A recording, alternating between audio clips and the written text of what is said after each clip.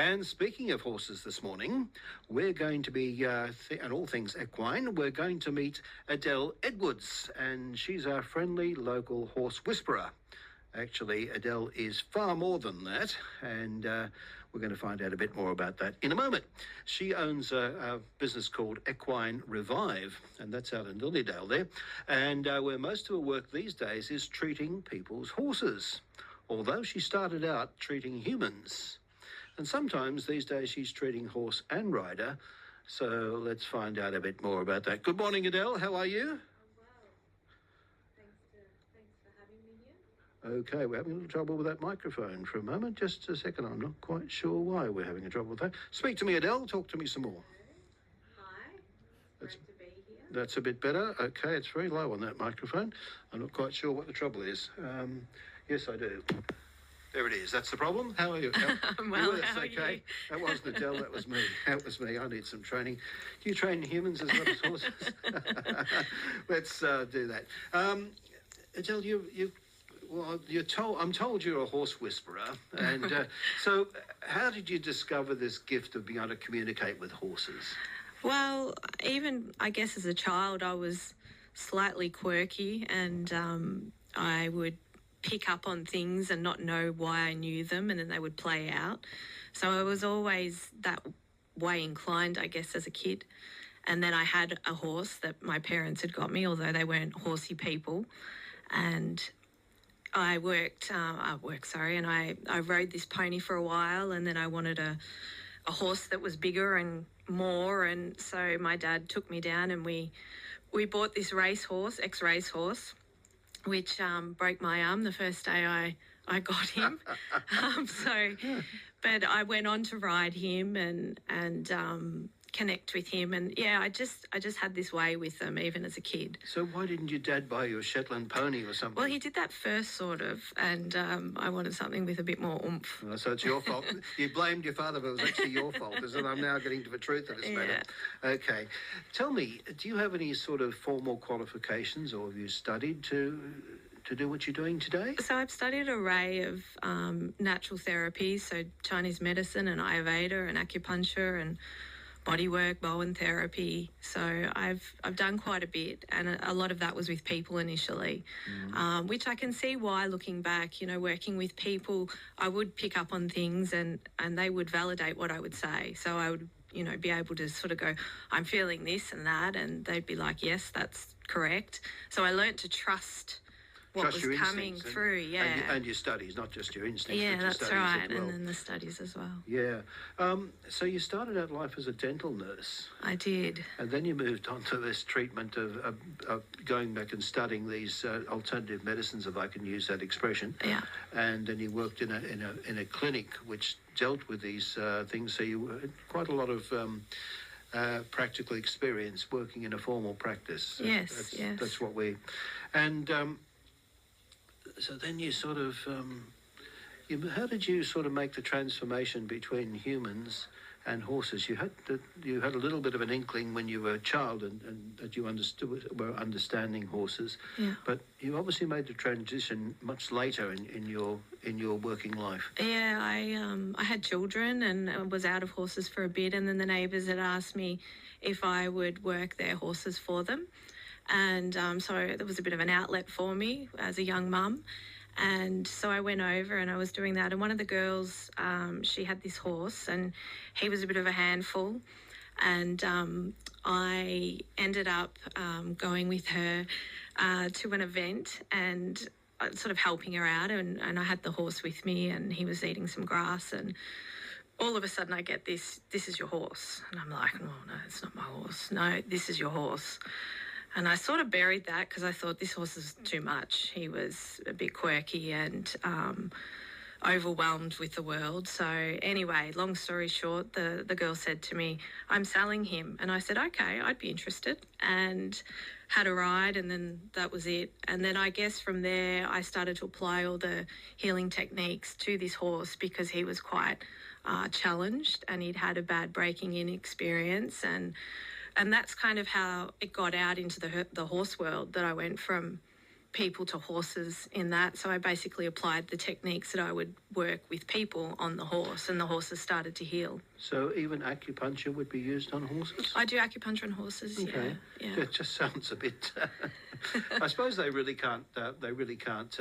Feel the needle going. Oh, they can feel the needle. Oh, okay. They can feel the fly sit on their back, so they can feel the needle. Okay, so it's something. You got long arms.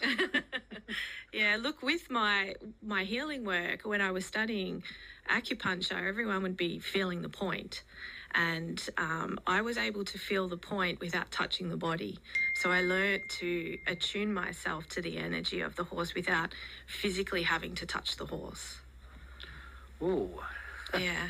So you've, gee, that's, and is that common with other acupuncturists, or do you find that it was an unusual occurrence? I think a lot of other acupuncturists do learn a sense of feel, but I think the mind, when you think I have to touch the body to feel something, that's where your brain takes you, and it puts you, sort of limits you a bit. But if you can learn to attune your energy to feeling things without physically touching. So I guess there's not a lot of people in my line of work in the horse world, so I'm definitely a little bit different, let's say, in the horse world.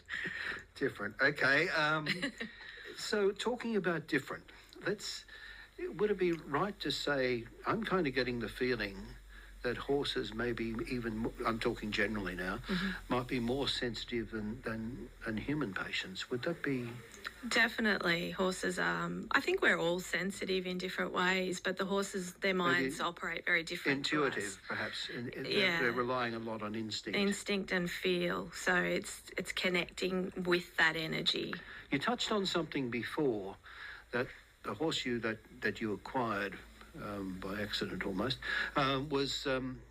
had a bad breaking in experience. Yeah. So, like humans, horses have accumulated feelings which have come to them through their experience. So if they had a bad experience, like you mentioned, breaking in, or they've been treated badly, perhaps by a human at some point, that stays with them. Definitely, yeah. And so you really have these mental blocks in a horse that you've actually got to overcome. Would that be a fair way of saying it? Definitely. And I mean, to train some horses through that, it can be very challenging, because how long's a piece of string to get them through that? But there is a point at the end of the tailbone, and this point, it's like the foundational energy of the horse, and it controls the bones and the muscles. But on an emotional level, it controls how confident they are, how safe they feel. And if that point hasn't got much energy on it, it can create a whole lot of issues. So like a human's coccyx you're talking That's about. correct. But in the case of a horse, it has a far bigger function in that than in the human. Same as a human. So a human, if that energy is low, could be suffering with, say, depression or lack of motivation, or feel sad, or just feel fear or overwhelm. So it is the foundational energy in all of us. And if I feel that energy is low in the horse, my first thing is to activate that, so I have something to work with, because it's very difficult to train a horse when that foundation has been affected. So you've obviously got, the first thing you've got to do is build up some sort of kind of rapport and trust with the animal. Yes, yeah. And then you're looking for things like that. If you feel the horse is depressed or whatever, you'd be sort of applying. I watched a video of yours. In fact, folks, if you get a chance after this interview sometime, go to Adele's website, and it's called Equine Revive, all one word, .com.au/about. And if you go there, somewhere there you'll find a video, which is, I watched the other night, and it was absolutely riveting. I think probably 6 or 7 minutes worth of it. It's Adele meets a horse for, I think, the first time. Yeah. In a sort of corral type, or in an exercise yard type thing, is probably the better word. And she goes about this horse who's, for want of a better word, very nervous and a bit jumpy, and is not wanting her to be too close. In fact, she wasn't in there at all, probably, the truth be known. And she goes through a process there of gaining, I guess probably the first thing to do is say she's gaining trust with this horse, and you talk about the horse being basically in three parts. Just go through that if you wouldn't mind. So if you were to break the horse for, say, the shoulders up, the middle of the horse, and then the back end of the quarters. So feeling the quality of energy in each three areas gives you an idea as where that horse's energy predominantly sitting. You know, if it's too much in the head area, not enough in the base, then we know the horse is a bit like a kite on a string. It has no grounding. Maybe if there's too much in the middle of the horse, it could have digestive issues. So this horse in particular, I could feel she had no grounding in herself. Her mind was just totally overwhelmed. So I worked on trying to bring balance back to the major points in her body, which then brought her mind into where we were. And then it was like she realised, oh, hang on, I'm here, and started to connect and work with us then. Was it as I mean, you didn't go through the whole process in the video, but the video, is it about 6 minutes from my memory? Yeah, roughly, yeah. Was that sort of live, or was it sped up to some extent? That is to say, you started out and you worked fairly quickly and determined that the horse's main problem was in its head. Yes.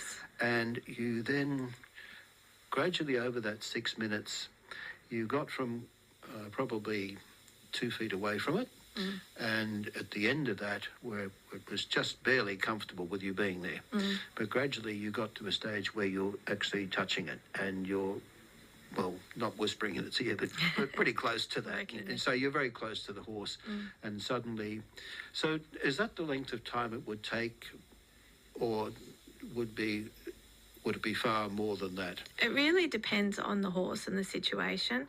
Some of them, if they're really traumatised, they take a little bit longer.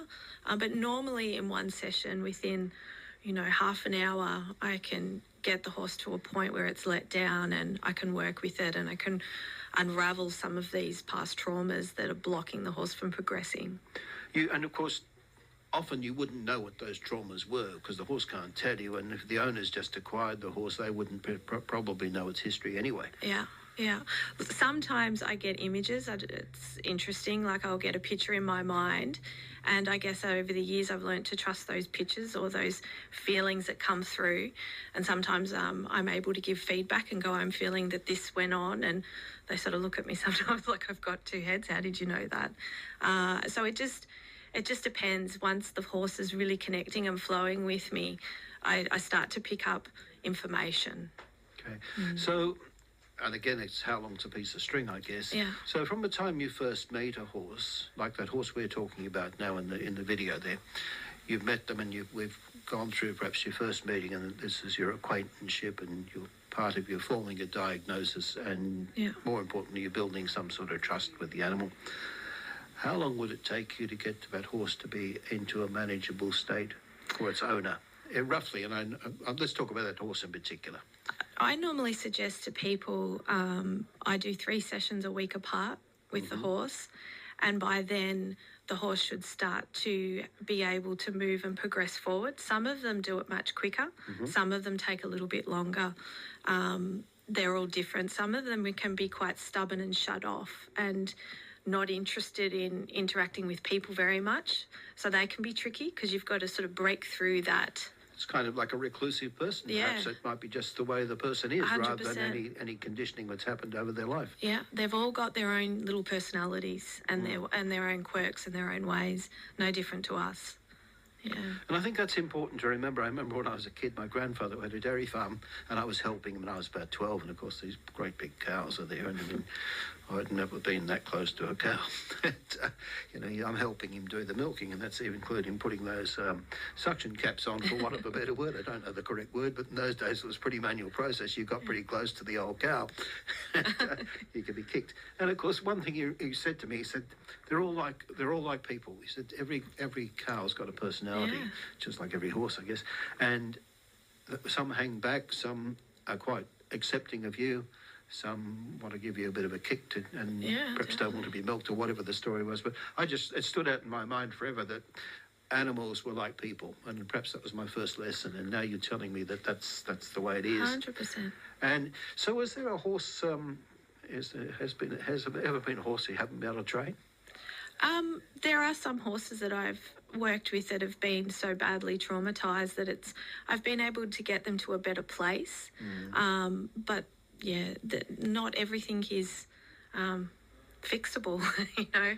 But most of them we can get a good improvement in the horse and get them to a place where they're... Because I tend to get a lot of horses that have been to trainers, and I'm sort of that person that they go, and now we're going to go see Adele and see if she can help. Okay, so that basically people are starting to get the inference that this horse can't be trained. Yeah, I tend to get the tricky ones that have got problems and, you know, just aren't coping with being a ridden horse. Or Must be tremendously satisfying for you to get from a really bad stage, or you know, where perhaps everything else has failed. You're the last resort, and over there it comes, and you're able to do something to make the horse, probably the quality of life for the horse better, quite apart from the person who owns it and is trying to ride it. yeah, definitely. That, you know, anybody who's improving any body, whether it's a human body or it's a horse's body, needs to feel good in itself, and that you're able to make some headway into the horse itself, and to make the quality of life for the horse better, and of course for the owner as well, the person paying you to do the task. It must be a fantastic experience to go through. It's very rewarding. So you're talking about, as I mentioned, as I think you mentioned, about 3 sessions. You should be getting to a stage where you've got the horse at a stage where it's going to accept formal training, perhaps, which is not your area, perhaps, where we're training for dressage or whatever we're training for. Yeah, definitely. I find after a few goes, then the people have got something that they can work with a bit more, and progress, and maybe, you know, then every now and then they might say, "Hey Adele, can you come and check in on my horse?" And say, I have lots of different clients from all different, you know, dressage and jumping and just pleasure horses. So I treat an array of different types of. I was going to ask you, do you specialise in any particular area there? Not really. You know, if the horse has been injured, and the vet comes out, then a lot of them I'll also go out, and there's some vets now that are quite open to the work that I do as well, which is great. So I do work with physical injuries as well as emotional stuff. So the vet would take care of the physical things that they have to do, just like a doctor would, and you're working more in the psychiatrist type area. That's right. If I could use that. Remove the trauma. Yeah, the aftercare. Yeah. So you mentioned once to me, or the other day when I was talking to you, that sometimes you treat the horse and the rider. I do, because a lot of the time, if the horse is anxious and the rider's anxious, the horse will pick up on that anxiety from the rider as well. So I don't get away from people, actually. They go hand in hand. So a lot of it is we need to work on the dynamic between the horse and the rider. We're in the corral together, are we? Yeah, that's right. Horse and rider. Yeah, I imagine it's a continuous circle. I mean, if the rider's scared of the horse picks up on that. It knows that the rider's more apprehensive because the horse, and so it goes on. It just feeds off each other. You've got and I guess, you know, if, as you said before, if you've been thrown off a horse a few times yourself, you're going to be a bit reluctant, even though this person, Adele, has said, I've got the horse in a better frame of mind, you're still going to be reluctant. So you're still going to feel your nerves going through his body when you're sitting on him. That's. I think it's just an incredible story that you're doing there. So how long have you been doing this now? Formally, I mean, since those friends said to you, you know, can you have a look at my horse type thing? That was probably around 8 years ago that I took my horse on now, Bravo, today, and started to treat him and then go out into the horse world. So I worked a lot in the Yarra Valley, and a lot of the horses that I treat can't necessarily come to me, so I have to go to them. Maybe they won't get on a float because they're traumatised from the float, or... So I've travelled a lot with my work. Okay. Yeah. I would imagine that, in fact, my wife and I were talking about it the other day, nothing to do with you, I don't think, but we were talking about the fact that our next door neighbour's got horses. Right. And she's got 2 of them, and they don't live there, thank God. The neighbours do, but the horses don't. But they used to come by when there was fields around us, and she used to have them there.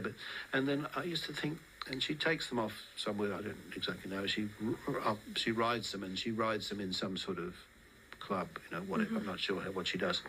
I think it's dressage.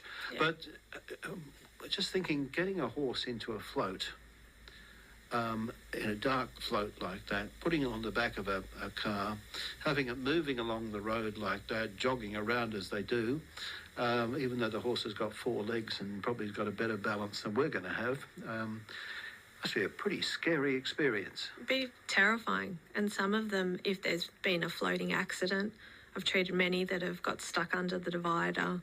One horse, there was a car accident, and the horse had tried to jump out through the front door. So once those things happen, that can be quite traumatic. And they're such trusting animals that we say, come on, and they go, okay. But they're flight animals. And, sometimes people go, I can't get my horse up on the float. And I'm like, well, you have to understand it's designed to have all 4 feet on the ground so that if something goes wrong, it can take off and get out. And you're locking it into this float, and we need to train this horse in a way that it's comfortable getting on, and that can take time. Some of them do it really quickly, and others take more time. Well, just like humans, some of us don't like to be put in a corner, literally or physically put in a corner, and they feel trapped. And I guess it's the same with horses. And Definitely. I just think, gee, she puts them in the back of the thing, and they go in quite, I haven't seen it very often, but they seem to go in quite all right. But obviously they're used to it, but or maybe nothing dreadful's happened to them. But I just thought, gee, we expect a lot of our horses. That, we do. We book them. We don't just ride them. We transport them here, there, and everywhere, and then ride them and put them in a show and expect them to do certain prance around and do certain things. Yes. Which is not quite. Put a lot of pressure on them. Actually, it's quite natural, let alone racehorses. Yeah. Tell me, if you and I went to the races on the weekend, would we make a lot of money with you be able to book the horses? Well, one of the things, the reproductive energy in a horse, 30% of that energy fuels the legs. So if that energy there is low, then the strength into the legs can be weak. So, you can get a sense as to which horse feels better energetically and which ones are struggling. Perhaps which one's not to back rather than which one's to back. Would that be more the story? Yeah, maybe. Yeah, so, okay. All right, well, just thought I'd ask that question. What are you doing Saturday afternoon? No, perhaps we won't do that. Adele, thank you for coming in this morning. It's been really, really interesting talking to you. And if you get a chance, folks, go and have a look at that website. Have a look at the whether you're into horses or not. It's really it's something quite remarkable in my mind. www.equinerevive.com.au/about.